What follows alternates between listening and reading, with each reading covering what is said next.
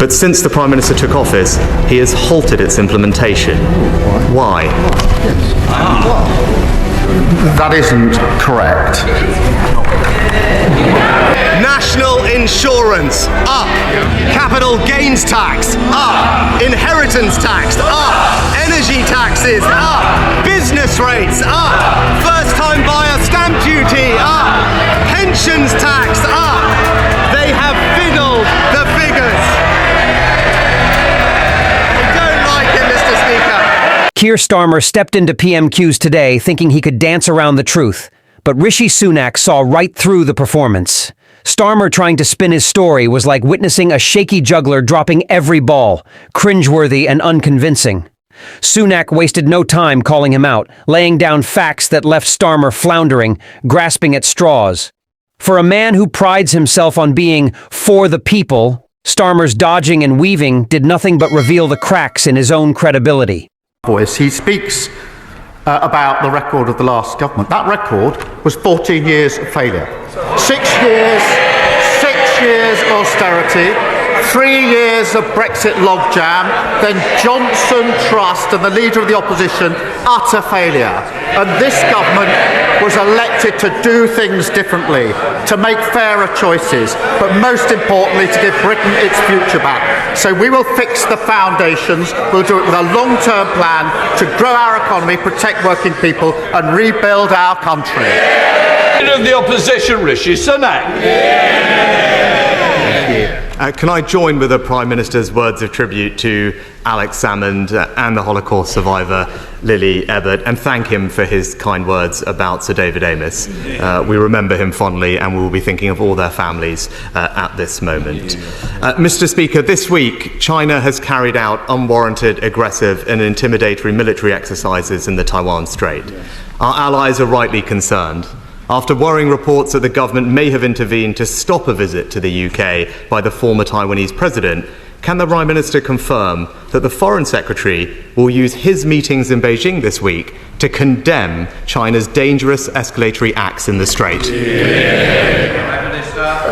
I thank him for his question. The continued military activity in the Strait is not conducive to peace and stability in the Taiwan Straits is in all of our interest. On the wider point that he raises, we will cooperate where we can as permanent members of the UN Security Council, issues like net zero, health and trade, compete where we have different interests, but challenge, the point he makes is absolutely right, where it's needed, to protect national security, human rights and our values, and we will put that challenge in. Keir Starmer's performance is comedic, painting himself as the savior who comes to fix the country's woes, when, in reality, he's merely glossing over his own party's shoddy legacy. 14 years of economic mismanagement, austerity that drained communities, a Brexit gridlock that paralyzed progress, and then the chaos of Johnson and Truss. Starmer tries to distance himself from that failure by parroting lines about fairer choices and a long-term plan, as if he hasn't had a hand in creating the mess he now claims he can clean up. If we talk about his foreign policy tough guy act, he talks a big game on China, calling for condemnation over Taiwan, but Rishi Sunak was right to hit back, pointing out that Starmer's words on national security feel more like hollow chest thumping than a genuine strategy. Well, given what the Prime Minister said, and I agree, of course we must engage, and we should use that engagement for our national interests. I hope that the Foreign Secretary will unequivocally condemn this military escalation and stand up for democracy in Taiwan. Now, the whole House will be concerned about the fate of the democracy campaigner Jimmy Lai. He is a British citizen who has been wrongly imprisoned in Hong Kong for 4 years. The previous government pressured China for his release. Does the Prime Minister agree that this is a politically motivated prosecution and that it is a breach of China's legal obligations to Hong Kong under the Sino-British Declaration? Yes, and this case, as he will understand, is a priority for the government. We do call on the Hong Kong authorities to release immediately our British national, and the Foreign Secretary raised this case in his first meeting with China's foreign minister, and we will continue to do so. Rishi Sunak. I thank the Prime Minister for that answer. Now, China, as he knows, has become a decisive enabler of Russia's war against Ukraine, supplying the vast majority now of Russia's imported military microelectronics and components, worsening the suffering of the Ukrainian people. So can the Prime Minister confirm that he is prepared to sanction any Chinese business or individual involved in aiding Russia's invasion of Ukraine, including secondary sanctions on financial institutions? Yes, and we've called for that in the past. We continue to do so, and I hope this is an issue where we can have unity across the House. Rishi Sunak. Yes, I can assure the Prime Minister of his support. It is something that we began. The United States recently have expanded their sanctions, and I hope that the new government will continue to look at doing the same. Keir Starmer tried to play the statesman, but his words landed with all the impact of a feather. Sure, he voiced concern over Taiwan, and even gave a nod to Jimmy Lai's tragic detention in Hong Kong. Important issues, no doubt. But for someone who claims to be so deeply invested in democratic principles, Starmer's gestures felt half-hearted, a bit like checking items off a list without the fire needed to push for real change. As for Russia and China, he's quick to call for sanctions on those aiding Russia's war machine. Yet it sounds more like an echo of previous commitments rather than a bold stance of his own. Starmer's routine at PMQs was peppered with rehearsed lines, but while he talks about standing up to China, his track record doesn't exactly scream strength. Rishi Sunak's responses at least showed some clarity and resolve, pointing out the need for genuine unity on these issues, while Starmer's delivery felt like a performance designed to stir applause rather than serious action. Now, the last government also established a new system of registration and monitoring to protect the UK from interference from foreign states, including China, Russia and Iran. Called the Foreign Influence Registration Scheme, it was described as essential by MI5 in the fight to help keep Britain safe. But since the Prime Minister took office, he has halted its implementation. Why? That isn't correct. Rishi Sunak. Well, Mr. Speaker, that is very clearly what the government has said. And only last week he said at the dispatch box that he would give the security forces the powers they need. And if he is going to fulfil that promise, I would urge him to get up to speed on this issue and therefore implement the scheme. Furthermore, Parliament's Intelligence and Security Committee have warned that British universities are increasingly a rich feeding ground for China to exert political influence over us. That's why we passed the Freedom of Speech Act with new powers to help defend universities from this threat, but the new Education Secretary has since blocked it. So can the Prime Minister tell us how, without this tool, the government will prevent Chinese influence over our universities? I really don't think party political points on security and intelligence. Honestly, throughout the last Parliament, we stood with the government on all questions of security and intelligence because it was important to the outside world that we did so. I worked with the security and intelligence services for 5 years prosecuting cases. I know firsthand the work that they do as a lawyer. I've known firsthand the work they do as the Prime Minister. We support them in everything that we do, and he knows that. Here, Prime Minister's trying to score points on national security was almost ironic. Here's a man demanding immediate action on a foreign influence registration scheme, acting as if he's the champion of MI5's priorities. Yet it's hard to ignore the fact that it was his party's own long-winded politics that often delayed these protections in the first place. Starmer then shifts to the issue of Chinese influence in universities, casting blame with the subtlety of a sledgehammer. Yet for someone supposedly committed to supporting national security, his concerns feel more like a grab at political leverage than a genuine push for safety. Rishi Sunak rightly pointed out the need for unity, as national security isn't a game of political football. Starmer's attempt to act as the guardian of Britain's interests may sound noble, but it ends up feeling more like an opportunistic attempt to grandstand.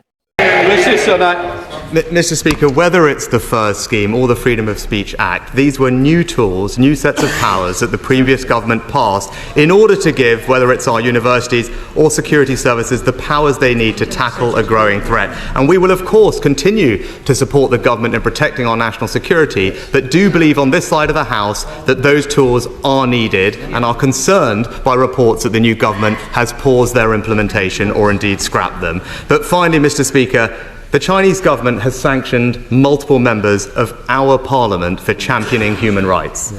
As a result, they have faced intimidation, abuse and surveillance. And Mr. Speaker, I commend you for your defence of the right of every member of this House to speak out on crucial issues without fear of retaliation from foreign states. Now, I know the Prime Minister will agree with that too. So this week, will the Foreign Secretary in his meetings not just raise the issue, but tell the Chinese government to lift those sanctions on our colleagues? Yes, and we speak with one voice. He speaks about the record of the last government. That record was 14 years of failure. 6 years austerity, 3 years of Brexit logjam, then Johnson Trust and the Leader of the Opposition, utter failure. And this government was elected to do things differently, to make fairer choices, but most importantly to give Britain its future back. So we will fix the foundations, we'll do it with a long-term plan to grow our economy, protect working people and rebuild our country. Rishi Sunak opened the exchange with a sharp reminder. Starmer's government has promised new tools and powers to protect Britain from foreign interference, yet their follow-through is practically non-existent. Sunak questioned why essential measures, like the Freedom of Speech Act and registration schemes, have stalled or even been scrapped. It's a valid point. Why halt these critical protections while threats from countries like China are only growing? Sunak's point hit home when he called out Starmer's government for 14 years of stumbling. Austerity cuts, Brexit gridlock, and internal chaos under Johnson and Truss. Starmer tried to defend his track record with talk of fairer choices and a long-term plan. But Sunak's focus on accountability and action underscores that Starmer's slogans can't undo the legacy his government has left behind. For all of Starmer's promises, Sunak's critique painted a clearer picture of a government still playing catch-up on its own agenda.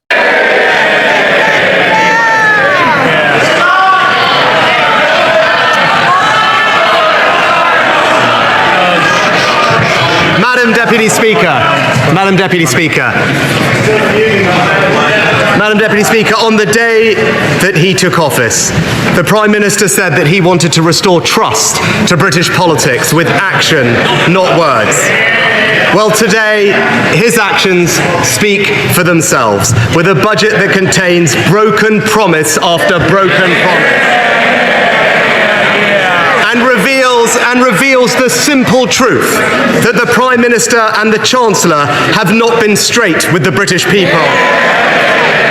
Time and again, we Conservatives warned Labour would tax, borrow and spend far beyond what they were telling the country. And time and again, they denied they had such plans. But today, the truth has come out. Proof that they planned to do this all along. Because, Madam Deputy Speaker, today's budget sees the fiscal rules fiddled. Borrowing increased by billions of pounds. Inflation-busting handouts for the trade unions. Britain's poorest pensioners. Britain's poorest... Order! Just as we respected the Chancellor and heard her speak, we will hear the Leader of the Opposition. Speaker, Britain's poorest pensioners squeezed, welfare spending out of control, and a spree of tax rises they promised the working people of this country they would not do. National insurance, up. Capital gains tax, up. Inheritance tax, up. Energy taxes, up. Business rates, up. First-time buyer stamp duty, up. Pensions tax, up. They have fiddled the figures. I don't like it, Mr. Speaker.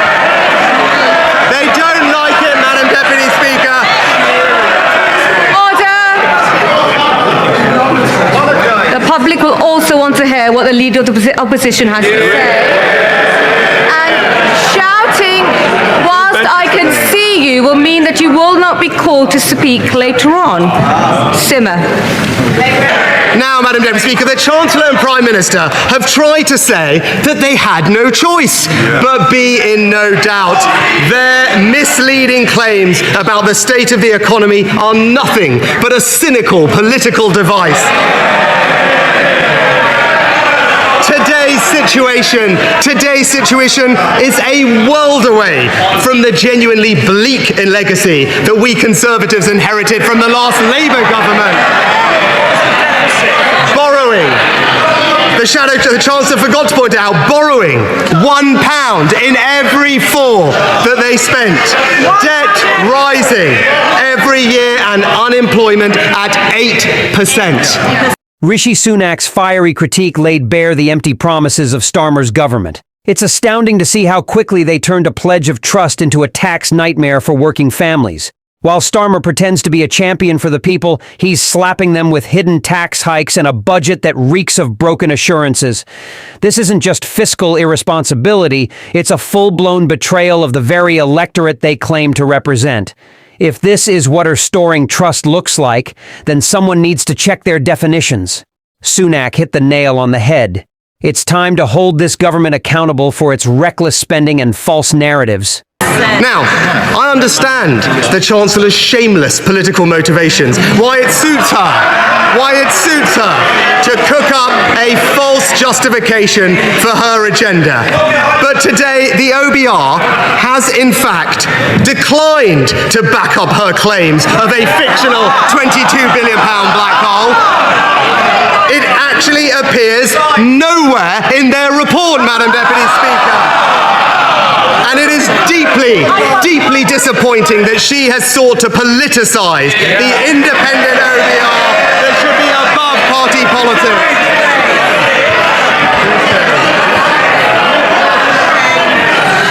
But as she now knows, her playing politics has done real damage to our economy.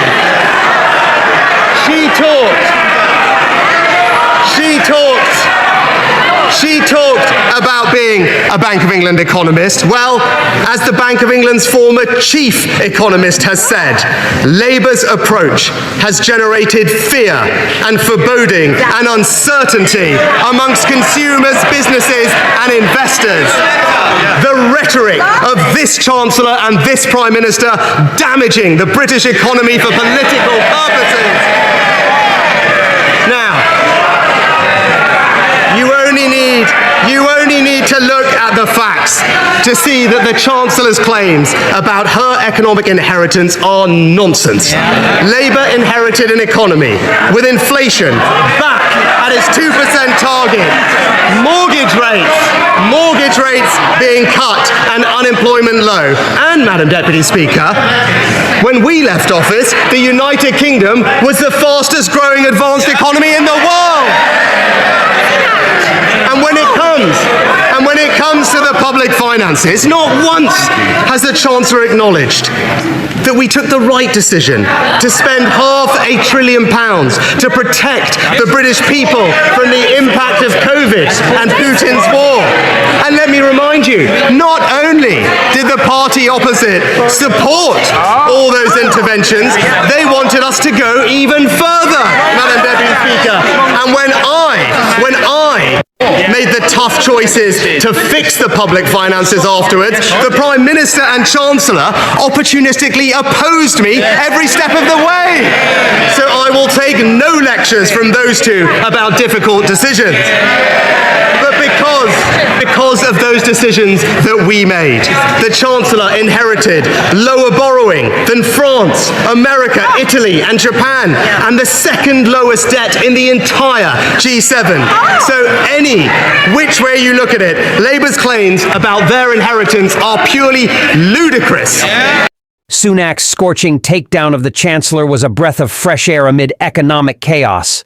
He ripped apart her desperate narrative about a non-existent £22 billion black hole, proving that her fear tactics are nothing but smoke and mirrors. By bringing in the former chief economist of the Bank of England, He spotlighted the real damage this government has done to confidence in our economy.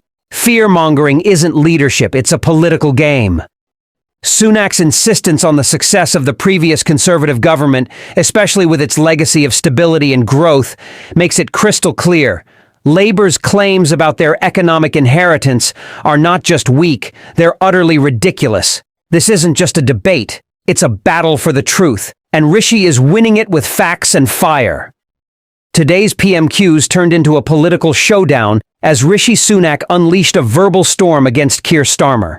He didn't just dance around the issues, he dove straight in, exposing Starmer's misleading narratives and highlighting the Labour government's track record of chaos and economic mismanagement. With every fiery rebuttal, Sunak painted a vivid picture of a leader focused on accountability and real solutions, leaving Starmer looking like a performer out of his depth. It was a masterclass in political debate, reminding us that when it comes to trust in government, the truth will always outshine the theatrics.